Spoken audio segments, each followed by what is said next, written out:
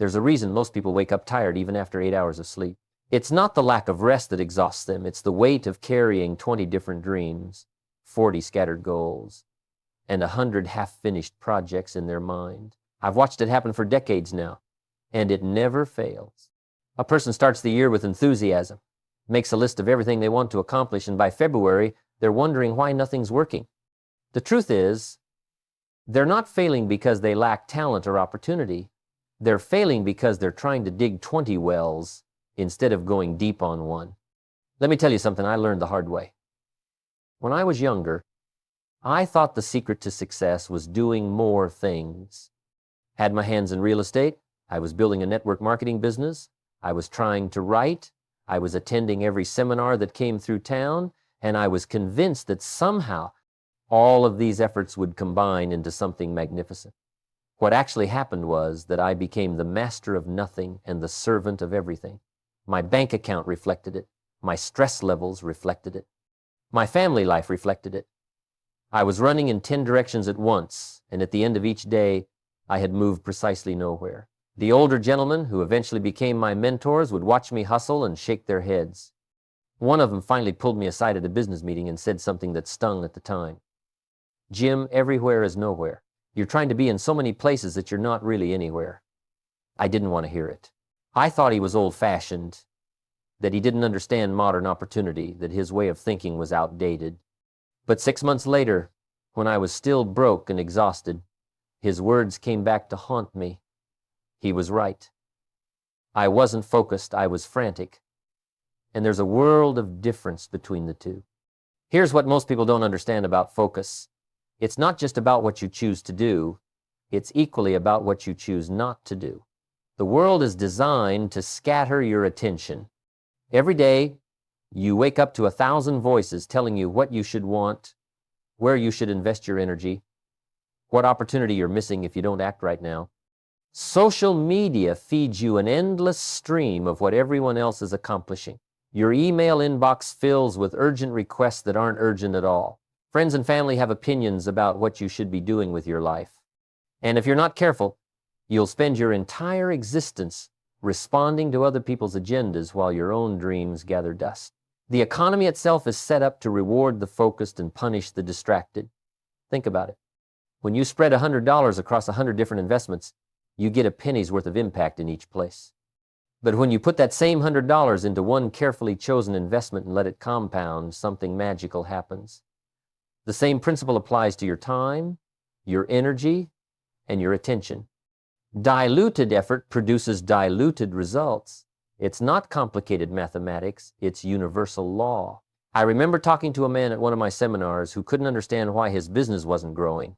He told me about all the things he was doing, networking events 3 nights a week, learning social media marketing, trying to master paid advertising, building a website, creating products, reaching out to potential partners, and on and on. I asked him one simple question. What's the one activity that, if you did it consistently for 6 months, would transform your business? He thought for a moment and said, probably making sales calls to qualified prospects. So I asked the obvious follow-up. How many sales calls did you make last week? He looked embarrassed. Well, with everything else going on, I only made about 3. There's your problem right there. He was busy exhausting himself with activity, but he wasn't productive. Busy is attending networking events where nobody buys anything.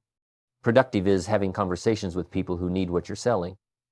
Busy is tweaking your website for the 15th time. Productive is making the offer that generates revenue. Busy feels like work because it consumes time, but it doesn't move the needle. And the cruel irony is that all that scattered activity actually works against you, because it creates the illusion of progress while delivering the reality of stagnation. When you lack focus, opportunities don't flow to you, they flow around you. It's like standing in a river trying to catch water with your hands spread wide open. The current rushes past, and you end up with nothing. But when you cup your hands together, when you create a focused channel, suddenly you can gather what you need. The universe responds to concentration.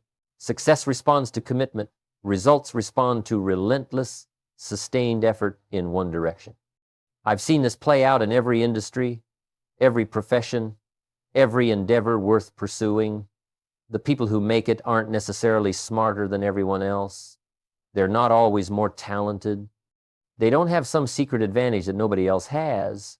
What they have is the discipline to choose one path and stay on it long enough to see it through.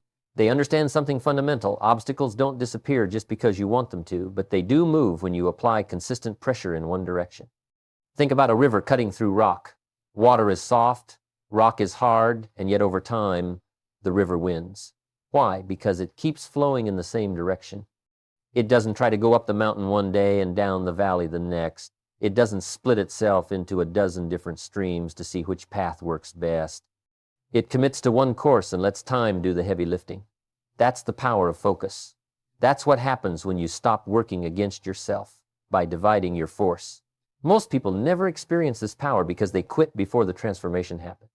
They work on something for a month, maybe 2, and when they don't see immediate results, they jump to something else. Then they wonder why everything seems to work against them. The bills pile up. The opportunities dry up. The motivation disappears. But it's not the world that's working against them. It's their own lack of sustained commitment.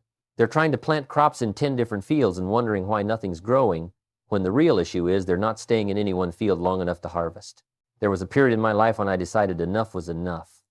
I was tired of being scattered. I was tired of explaining to my family why I was always busy but never prosperous. So I made a decision that changed everything. I would focus on one thing and one thing only until it worked. Not until it was easy, not until it was comfortable, but until it produced results. I chose personal development and teaching, and I committed to it completely. I stopped dabbling in other ventures. I stopped chasing every shiny opportunity that came along. I said no to things that sounded good so I could say yes to the one thing that mattered most. And the strangest thing started to happen. The resistance I had been feeling began to weaken, not because the obstacles disappeared, but because my concentrated efforts started to break through them.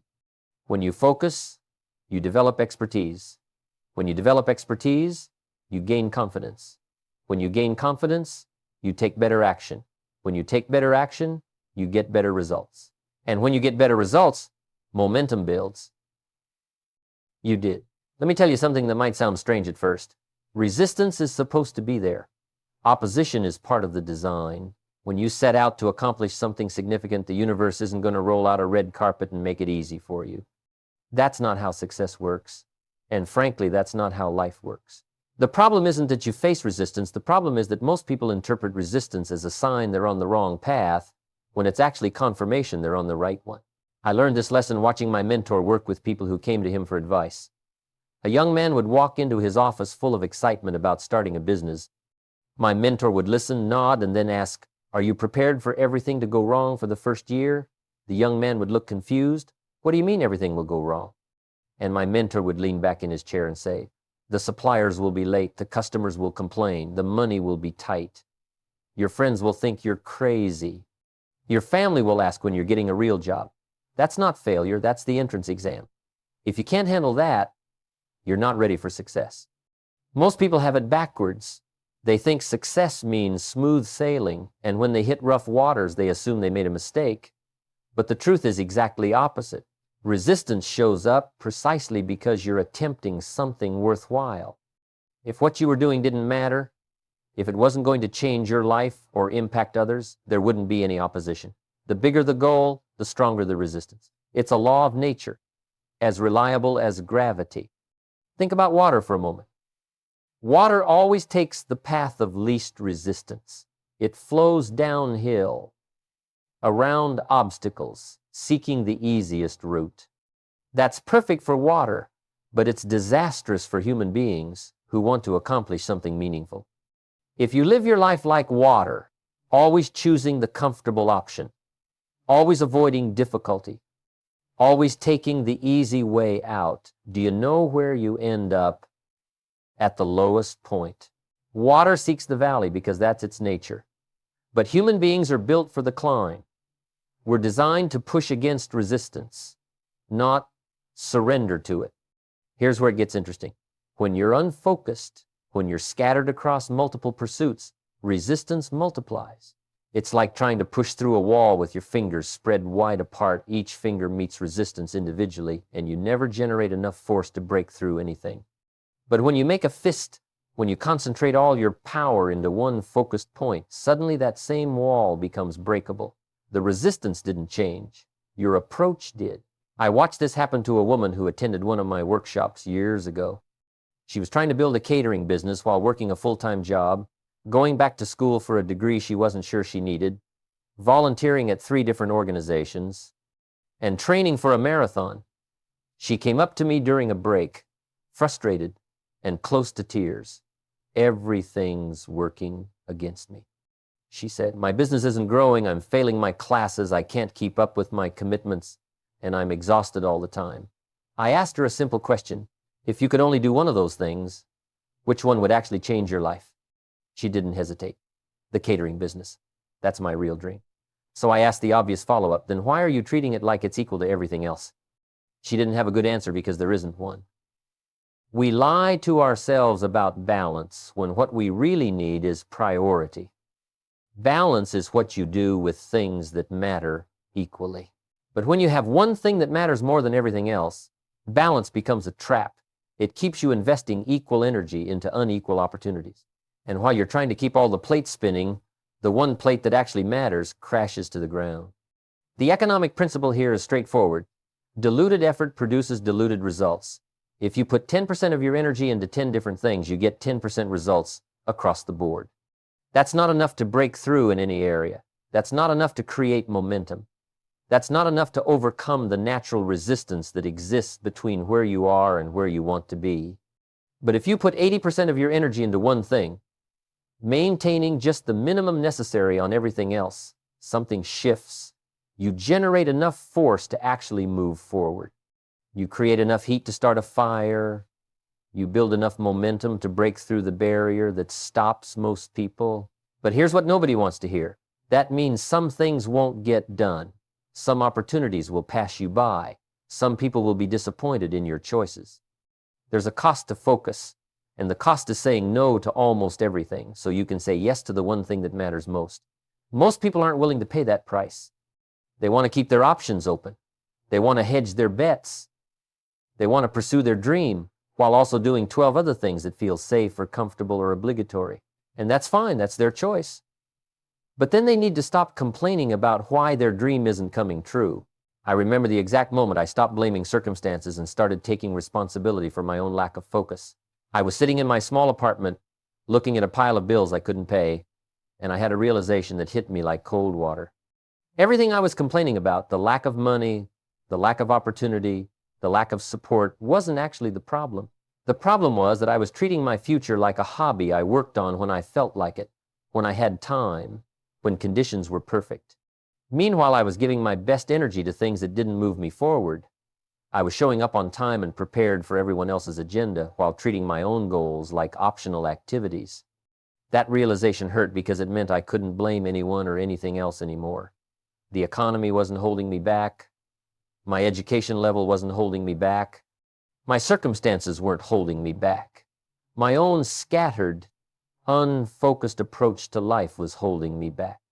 And the beautiful thing about that painful realization was this. If I was the problem, then I could also be the solution. I didn't need the world to change. I needed to change how I engaged with the world. So I made a decision that evening that altered the entire trajectory of my life. I decided that for the next 6 months, nothing would take priority over developing my ability to communicate value to others. Not social activities, not comfort, not my ego, not my fear of what people would think. I would read the books, give the talks, have the conversations, make the offers, face the rejections, and keep going regardless of how it felt. I chose one path and committed to walking it until something changed. The resistance didn't disappear. That's important to understand. The obstacles were still there. Money was still tight. Rejection still stung. Some people still thought I was wasting my time. But something fundamental shifted in how I related to that resistance. Before, every obstacle felt like evidence that I should quit. After I made that focused commitment, every obstacle became just another problem to solve on the way to where I was going. Same obstacles, completely different interpretation.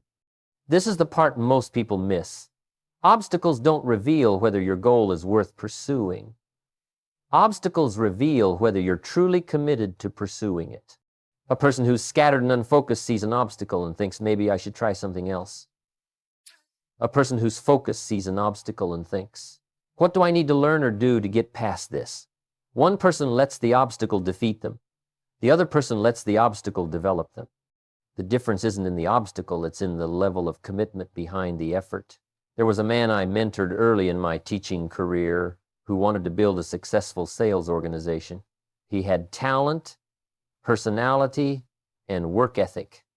But every time something went wrong, a key person quit, a deal fell through, a strategy didn't work, he would start questioning whether sales was really his calling. He'd say things like, maybe I'm supposed to do something else. Maybe the universe is trying to tell me this isn't my path.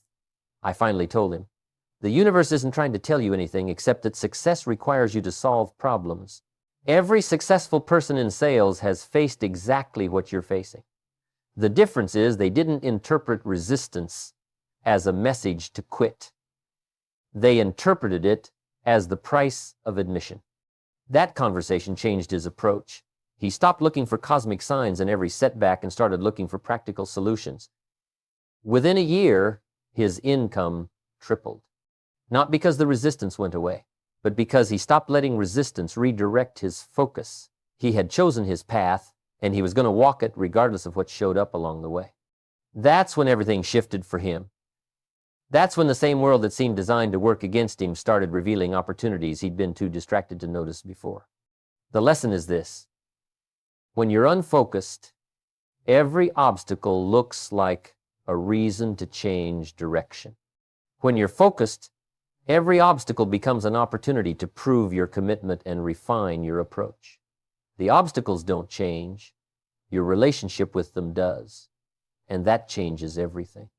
Now, let's talk about the practical side of this, because understanding the importance of focus is one thing, actually maintaining it day after day is something else entirely. The world you live in right now is specifically designed to destroy your concentration. I'm not exaggerating. Every app on your phone, every notification, every advertisement, every piece of content is engineered by very smart people to grab your attention and hold it. They've invested billions of dollars studying how to interrupt you, distract you, and pull you away from whatever you were focused on. If you don't actively protect your attention, it will be stolen from you. That's not a theory, that's a fact. The successful people I've studied over the years all have one thing in common. They're absolutely ruthless about protecting their priorities. They don't just hope to find time for what matters. They schedule it, defend it, and refuse to let it get crowded out by the urgent but unimportant demands that fill most people's days. Let me tell you about a businessman I knew who built a company worth millions. Every morning from 6 to 8, he worked on strategy and high-level decisions. No meetings, no phone calls, no emails. His assistant had instructions that unless the building was literally on fire, he was not to be disturbed during those 2 hours. People thought he was arrogant or antisocial. What he actually was focused. He understood that those 2 hours of concentrated effort were worth more than 10 hours of scattered activity responding to everyone else's agenda. That's the first discipline, creating non-negotiable time blocks for your most important work. Not leftover time at the end of the day when you're exhausted. Not time you'll get to if everything else goes smoothly, but actual scheduled, protected time that you treat as seriously as a meeting with the most important person in your life. Because here's the truth, it is a meeting with the most important person in your life. It's a meeting with your future self, and whether that future self is successful or still struggling depends largely on how you spend these focused hours today. The second discipline is even harder for most people, learning to say no. I don't mean occasionally declining things you don't want to do anyway. I mean developing the ability to say no to good opportunities, to nice people, to things that sound interesting, because they don't align with your primary focus. This is where most people stumble. They can say no to obviously bad ideas, but they can't say no to good ideas that aren't their best idea. So they end up with a life full of good things that collectively keep them from their great thing.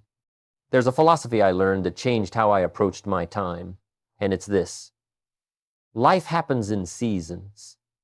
There's a season for planting, a season for cultivating, a season for harvesting, You don't do all three at once. You give each season its proper attention and effort. The farmer doesn't plant crops, build a barn, repair equipment, and harvest all in the same week.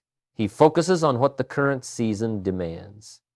Yet we expect ourselves to simultaneously build a career, start a business, maintain perfect relationships, stay in peak physical condition, pursue hobbies, serve our community, and somehow find time for rest and reflection. It's absurd. It's impossible. And it's why most people feel like they're failing at everything. What if instead you decided this is the season for building your business, not the season for social activities or expensive hobbies or committee meetings? Just for now, for this particular chapter, your focus is crystal clear. That doesn't mean you neglect your family or your health. Those are foundations that need maintenance in every season. But it does mean that everything else becomes optional, and you exercise that option to say no. When this season is complete, when you've built what you set out to build, there will be another season for other things. But trying to live in all seasons simultaneously is a guaranteed recipe for mediocrity. I practiced this ruthlessly during the years I was establishing myself. Social invitations usually declined. Television, barely watched it. Hobbies, put them on hold. People thought I was missing out on life. What I was actually doing was concentrating my energy during the building season so I could enjoy the harvest season later with actual results to show for my efforts. And here's what happened. The people who thought I was sacrificing too much are now the same people asking how I got where I am. They want the results without the focused season of effort that produces those results. It doesn't work that way. The compound effect is real, but most people quit before they experience it. They work focused and hard for a month and see minimal results, so they get discouraged. What they don't understand is that focused effort compounds over time in ways that are invisible at first. The first month might show a 5% improvement. The second month, another 5%. By the sixth month, you're not just 30% better, you're exponentially better because each layer of improvement builds on the previous one. But you have to stay focused long enough to reach the compounding phase. I compare it to pushing a heavy flywheel. The first push barely moves it. The second push moves it a bit more. The 10th push still doesn't create much momentum. But if you keep pushing, consistently applying force in the same direction, something magical happens around the 20th or 30th push. The wheel starts moving on its own. It carries momentum. Each push now generates more movement than 10 pushes did at the beginning. That's compound effect. That's what happens when you maintain focus long enough for momentum to build. But most people give up after 5 or 6 pushes and never experience the breakthrough that was coming. Here's the honest truth about distractions and detours. They're going to come. Count on it. Plan for it. There will be emergencies that demand your attention. There will be opportunities that tempt you away from your focus. There will be days when you're tired and discipline feels too hard. The question isn't whether these things will happen. The question is how you'll respond when they do. Will you use them as excuses to abandon your focus, or will you handle them quickly and get back to your priority? I had a period where everything seemed to fall apart at once. Family issues, financial pressure, health concerns. I could have used any one of those as a reason to put my goals on hold. Instead, I made a decision. I would deal with what needed dealing with, but I would not abandon my daily discipline of focused work on my primary objective. Some days that meant an hour instead of 3 hours. Some days it meant working tired instead of working energized. But I maintained the discipline even when circumstances weren't ideal. And that consistency, that refusal to let obstacles derail my focus, is what carried me through to the other side. The people who make it aren't the ones who never face difficulties. They're the ones who refuse to let difficulties become excuses for losing focus. They understand that discipline isn't about being perfect, it's about being consistent. It's showing up even on the hard days. It's doing the work even when you don't feel like it. It's protecting your focus even when 1,000 things compete for your attention. That's the discipline of sustained concentration, and it's the bridge between where you are and where you want to be. Something remarkable happens when you stay focused long enough. The world stops fighting you and starts working with you. I don't mean this in some mystical sense. I mean it practically, tangibly. in ways you can measure and experience. The same doors that were locked suddenly open. The same people who ignored you suddenly take notice. The same opportunities that passed you by suddenly come looking for you. But here's what you need to understand. None of this happens because the world changed.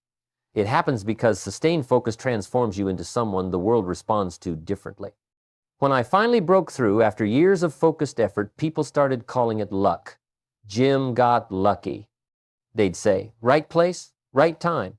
What they didn't see were the 5 years before that moment when I was developing skills, building relationships, refining my message, and showing up consistently whether anyone was watching or not.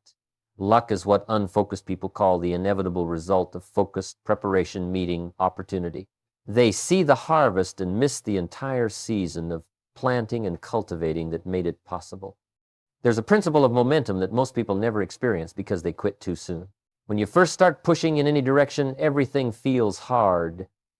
You're working against inertia, against doubt, against resistance. But if you keep pushing, keep showing up, keep focusing on your one thing, something shifts. The work doesn't necessarily get easier, but you get stronger. The obstacles don't disappear, but you get better at moving through them. And then momentum kicks in. Suddenly, opportunities you couldn't have created start showing up. Connections you couldn't have forced start happening. Results you couldn't have predicted start compounding. I remember the exact moment I felt this shift. I'd been teaching personal development principles for several years, mostly to small groups, barely making enough to survive. Then one month, everything seemed to click at once. 3 speaking invitations came in the same week. 2 people I'd helped years earlier referred major opportunities to me.